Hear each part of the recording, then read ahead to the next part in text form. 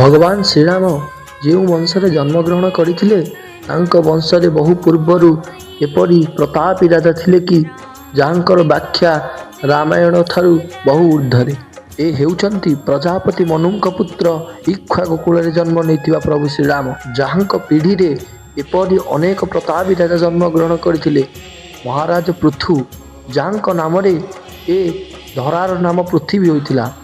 ମହାରାଜ ସଗଦ, ଯାହାଙ୍କ ନାଁରେ ସମୁଦ୍ରର ନାମ ସାଗର ହୋଇଥିଲା। ମହାରାଜ ରଘୁ, ଯାହାଙ୍କ ନାମରେ ପୂରା କୂଳର ନାମ ରଘୁକୂଳ ହୋଇଥିଲା। ମହାରାଜ ତ୍ରିଶଙ୍କୁ, ଯିଏ ଜୀବିତ ଅବସ୍ଥାରେ ସ୍ୱର୍ଗ ଯିବା ପାଇଁ ନିଶ୍ଚିତ କରିଥିଲେ ଏବଂ ଯାହାଙ୍କ ପାଇଁ ନୂତନ ସ୍ୱର୍ଗର ନିର୍ମାଣ ହୋଇଥିଲା।